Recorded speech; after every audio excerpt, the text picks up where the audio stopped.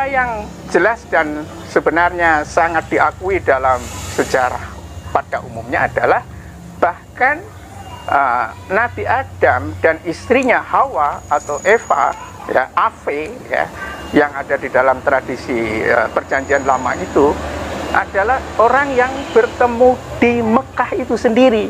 Ya, jadi sebelum ada umat manusia, sebenarnya Adam dan Hawa ketika diturunkan dari surga, dia ada di Mekah tersebut, yang letaknya itu persis di Jabal Rahmat, ya, Bukit Rahmat, Bukit Cinta. Itulah yang mempertemukan atau titik pertemuan antara Adam dan Hawa. Dan karena itu justru bumi yang dipijak pertama kali oleh umat manusia dalam perspektif keagamaan adalah apa yang ada di dalam wilayah Mekah tersebut, ya. Dan pernyataan Al-Quran juga menegaskan bahwa rumah ibadah pertama-tama yang dibangun untuk menyembah Allah, rumah ibadah, adalah yang ada di Bakkah atau yang ada di Mekah tersebut. Ini pernyataan yang mungkin mengagetkan bagi orang-orang di luar Kristen, bahwa bangunan tempat ibadah itu sudah dibangun jauh sebelum Masjidil Aqsa atau apapun, atau kuil Sulaiman atau kuil Daud yang ada di Yerusalem.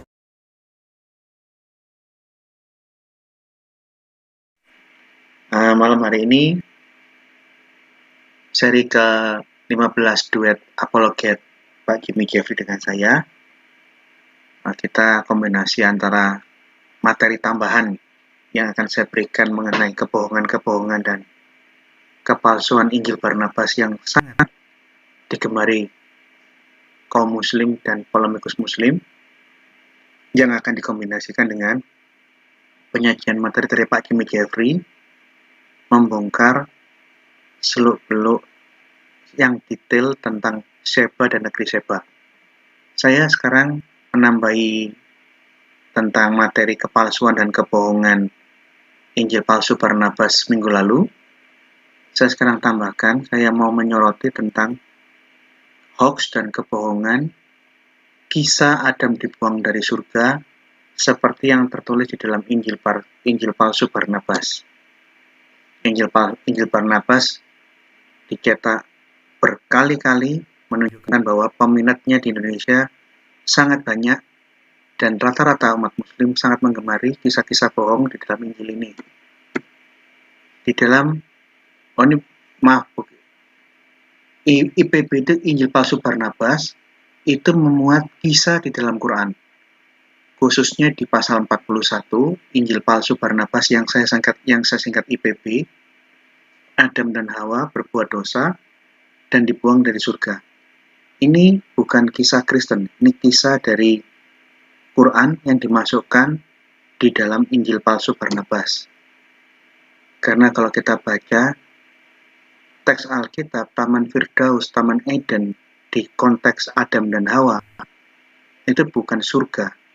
Itu taman di bumi, itu tempat di mana Adam tinggal dan mengendalikan semua makhluk di situ. Meskipun saya akui bahwa kata Firdaus sendiri memiliki 3 makna. Ada 3 makna yang berbeda. Yang jelas, kisah yang akan saya bongkar, yang saya akan kupas di sini, itu adalah kisah pengusiran Adam dan Hawa dari surga, yang mana ini adalah kisah khas Islam. Ini kita baca ya di pasal 41. Di saat mereka berdua telah menyadari bahwa mereka sedang telanjang dan seterusnya. Coba lihat ayat ke-6. Mereka mau pakai pakaian dari daun-daun buah tin. Padahal buah tin itu daunnya kecil-kecil. Ini lucu ini. Anda lihat ayat ke-6. Pasal 41 Injil Barnabas ayat ke-6. Dan tidak mungkin lagi kamu berdua tinggal di surga ini. Perikopnya, kisah terusirnya Adam dan Hawa dari surga. Nih. Di dalam Injil ini, Adam dan Hawa tinggal di surga dan diusir. Coba lihat. Pada waktu diinterogasi, Tuhan bingung. Loh, kok bisa setan masuk ke surga? Padahal dia kan sudah dibuang dari surga, tidak bisa masuk ke sini. Bagaimana dia bisa masuk ke sini dan mengganggu kalian? Ini kisah-kisah Muslim, kisah-kisah di dalam tafsir-tafsir Quran. Lihat, sesungguhnya ular yang berdiri di depan pintu utara surga ini telah membawanya ke sisiku. Jadi di dalam Injil Barnabas ini, ular tidak masuk ke dalam, tapi mempengaruhi dan menghasut Adam dan Hawa dari ambang pintu bagian utara surga. Kayak ngerti-ngerti ya tuh, surga itu punya pintu utara, pintu barat. Memangnya ini mall atau gimana? Ini menggelikan. Anda lihat ya, ini kisah yang ada di dalam pasal 41. Nih. Saya jelaskan mengenai kata Firdaus. Seringkali ada orang-orang awam terkecoh, kurang bisa memahami makna kata Firdaus. Yang jelas, yang memang kata Firdaus itu ada 3 makna. Yang pertama, itu taman di bumi. Allah menciptakan taman di bumi, yang mana ada tumbuh-tumbuhan yang diciptakan di bumi. Allah ciptakan hewan di bumi untuk dikuasai manusia, sehingga Tuhan bersabda, kuasai dan penuhilah bumi. Ini di bumi.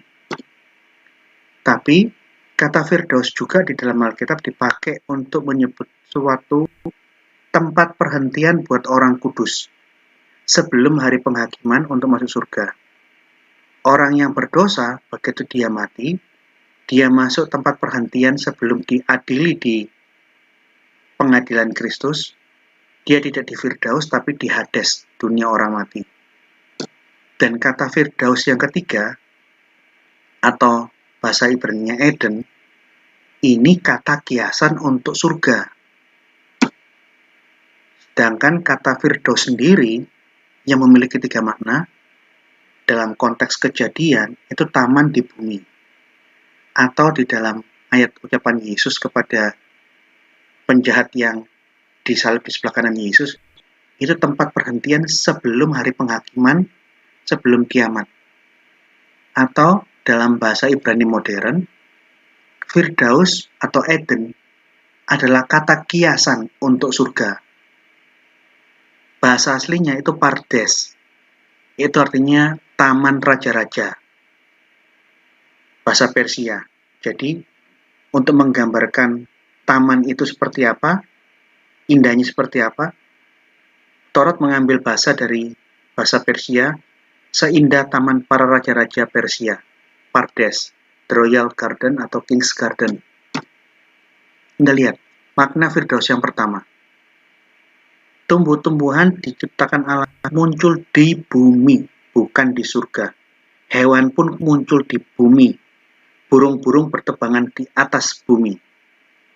Dan manusia akan mengendalikan mereka semua dengan mandat penuhilah bumi.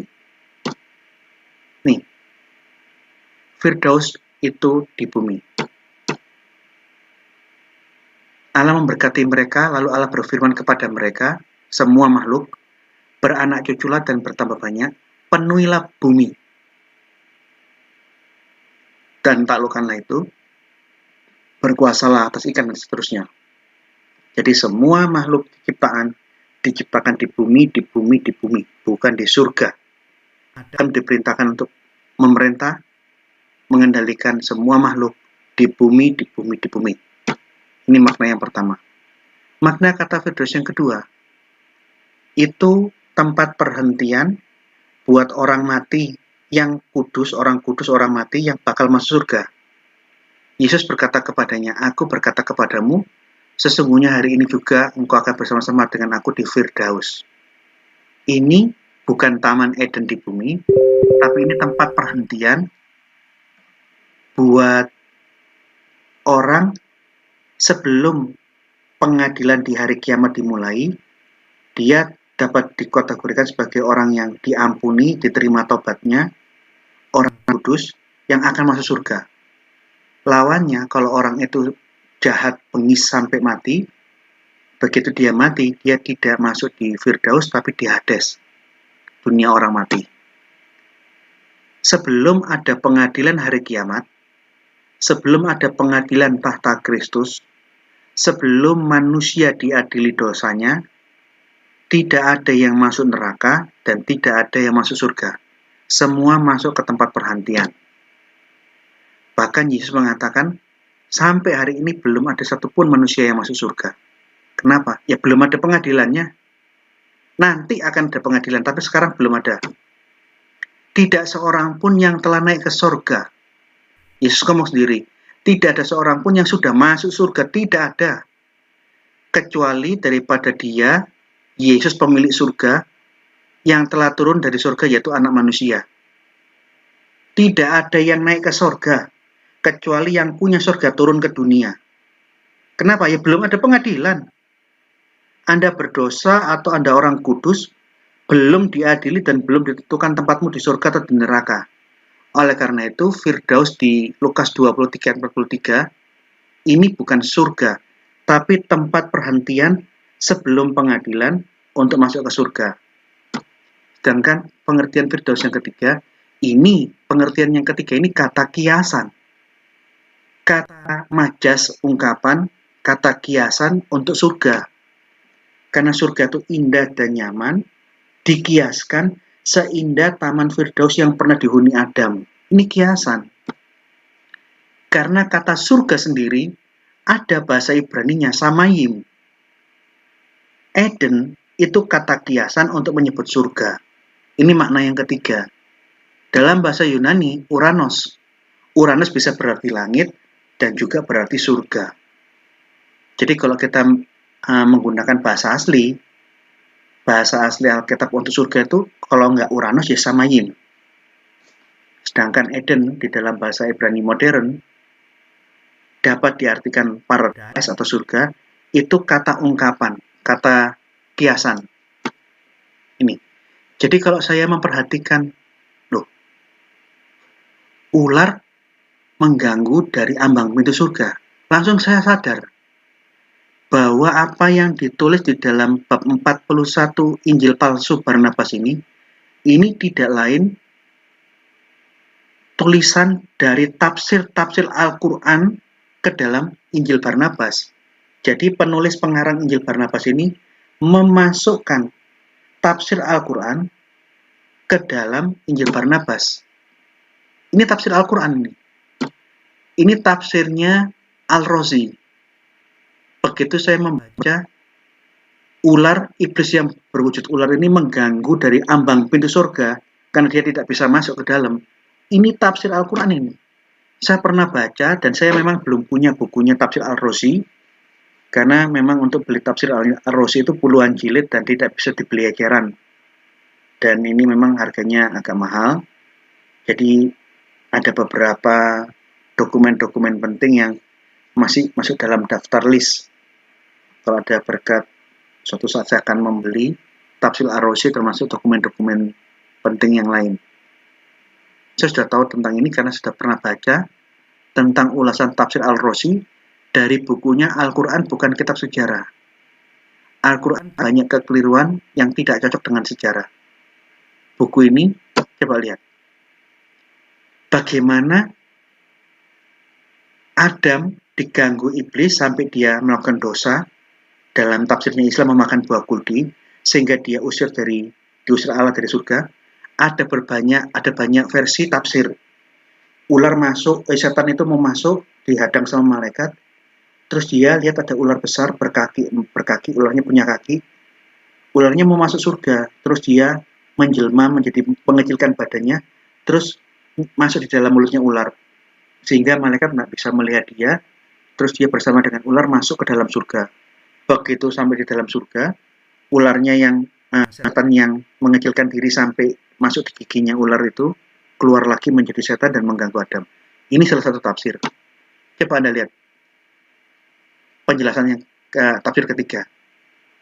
Sebagian ulama usul mengatakan bahwa ketika itu Adam dan Hawa sedang berada di dekat pintu surga. Maka mendekatlah iblis dan mengganggunya, memberi hasutan, memprovokasi, dan menghegemoni Adam dan Hawa untuk memakan buah kuldi. Ini salah satu tafsir. Ada juga tafsir yang keempat.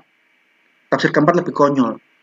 Manusia di surga, Adam dan Hawa, iblis di bumi.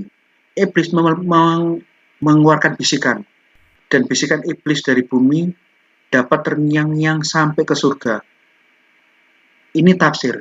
Semuanya ada di dalam tafsir Quran Al-Razi. Jadi begitu saya baca tentang Adam dan Hawa diganggu iblis di ambang pintu surga, loh, oh ternyata Injil palsu Barnabas ini memasukkan salah satu kisah-kisah dari tafsir Al-Razi. Tafsir itu asumsi. Banyak ulama berandai-andai membayangkan proses iblis mengganggu Adam dan Hawa itu seperti apa. Dan dari salah satu asumsi ulama-ulama di dalam tafsirnya Al-Razi, itu yang dimasukkan ke dalam Injil palsu Barnabas. Ini lihat. Jadi yang kita baca tadi di pasal 41, itu sumbernya dari tafsir Islam. Jadi di dalam Injil Barnabas itu penuh tempat berkumpulnya berbagai cerita palsu.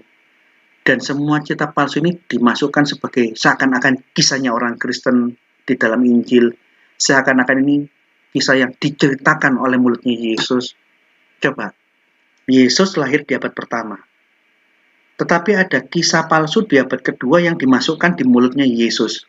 Yaitu Yesus bercerita kepada orang-orang di sekelilingnya bahwa Ibrahim dibakar. Padahal kisah Ibrahim dibakar itu baru ada, dongeng ini, kisah mitos Yahudi ini baru ada di abad kedua. Di Targum Yonatan dan Midrash Bereshit Rabbah. Bagaimana mungkin ini palsu? Ceritanya belum ada di dunia. Baru akan muncul 100 tahun kemudian di abad kedua. Tapi Injil palsu Barnabas membuat kisah bahwa Ibrahim dibakar itu dimasukkan di dalam mulut Yesus dan ada di dalam Injil Barnabas. Ini kisah abad kedua yang diceritakan seakan-akan Yesus di abad pertama menceritakan hal ini. Cerita hoax yang sedang saya cari-cari ini, di dalam Injil Barnabas, surga dijaga oleh ular bergigi tajam. Ini bukan cerita Islam. Saya belum pernah nemu bahwa di dalam Islam itu diyakini bahwa penunggu pintu surga itu ular bergigi tajam. Yang saya tahu di dalam Islam itu penunggu pintu surga itu Rituan, malaikat penjaga pintu surga. Dan kisah penunggu surga itu ular bergigi tajam, itu juga bukan kita Kristen.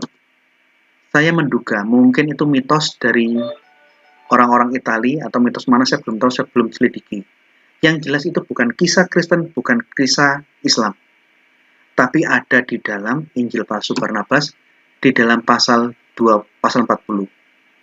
Jadi seakan-akan diklaim bahwa orang-orang Kristen memang mengimani kisah dongeng, kisah mitos, surga dijaga oleh ular bergigi tajam. Ini tidak pernah ada di mana ajaran Kristen manapun. Jadi mengenai Adam diciptakan Allah di surga, ini tidak cocok dengan kitab Taurat. Adam diciptakan dari tanah. Adama. Adam nama orang pertama dari kata Adama, tanah. Diciptakan dari bumi. Tumbuhan diciptakan muncul dari bumi. Hewan melata, hewan-hewan semua muncul dari bumi. Dan Adam dan Hawa disuruh untuk kuasailah dan penuhilah bumi. Bumi. Bukan diciptakan di surga seperti khas ceritanya Islam yang masuk di dalam Injil Barnabas. Yang menarik, yang sudah saya buktikan tadi, kisah khas Islam dengan narasi yang mirip dengan tafsir Al-Razi, ini yang masuk di dalam Injil Barnabas. Jadi penulis Injil Barnabas ini suka dengan tafsirnya Al-Razi dia. Ternyata dia penggemar membaca, mungkin dia pernah membaca tafsirnya Al-Razi mungkin. Sehingga tafsirnya Al-Razi dijadikan bahan di dalam Injil yang dia buat. Jadi pasal 40 Abraham dibakar di dalam api dan iblis mengganggu Adam di ambang pintu surga. Dua hal ini adalah kisah-kisah Injil yang sangat-sangat Islami. Ini kisah-kisah Islami di dalam Injil Barnabas.